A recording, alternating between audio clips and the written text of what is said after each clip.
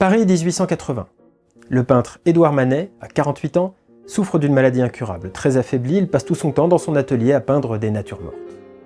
Un jour, il reçoit la visite de Charles Efrussi, amateur de peinture impressionniste, qui lui commande un tableau.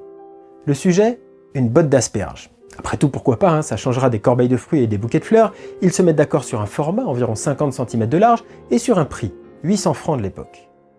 Quelques jours plus tard, Efrussi reçoit ceci. Et il est tellement satisfait qu'au lieu de payer 800 francs comme prévu, il verse à Manet la somme de 1000 francs.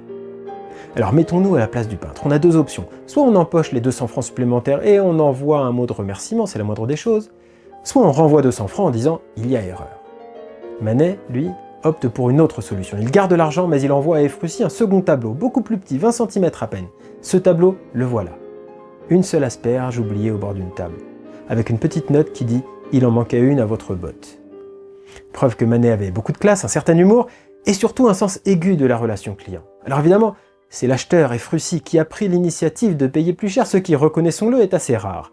Mais Manet, lui, il a saisi cette occasion pour transformer une transaction commerciale en une anecdote positive, souriante et mémorable. On assimile souvent la relation commerciale à un rapport de force. Manet nous rappelle qu'on peut aussi l'envisager comme une rencontre, une opportunité de bâtir un lien fort et durable entre les deux parties, vendeur et client, par un geste, une attention, voire une intention qui poserait les bases d'un échange humain sincère et bienveillant au-delà de la dimension comptable de la relation. Sur le court terme, évidemment, on ne sera pas gagnant parce que c'est un effort supplémentaire à fournir, mais sur le long terme, cette expérience sera vectrice de satisfaction, de complicité, de fidélité et de publicité, puisque le propre d'une anecdote, c'est l'être raconté.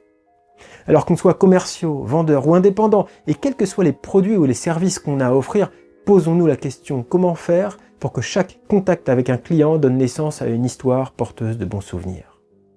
D'ailleurs, à propos d'histoire, celle de ce tableau a une suite. Après avoir appartenu à Efrussi, il a été mis en vente dans la galerie Bernheim Jeune à Paris. En 1918, un jeune Autrichien nommé Sam Sals s'est fait embaucher comme assistant dans cette galerie. Là, il a découvert l'asperge et son histoire. Puis il est lui-même devenu marchand d'art. Il est parti aux États-Unis, il a ouvert sa propre galerie, et dès qu'il a pu, il est revenu à Paris pour acheter ce tableau. Pas pour le revendre en Amérique, mais pour le garder pour lui. Il l'a accroché dans sa chambre pour que chaque matin et chaque soir, cette œuvre lui rappelle qu'une relation commerciale, c'est une histoire qui s'écrit. Et que c'était à lui, en tant que marchand, de faire en sorte que cette histoire soit belle.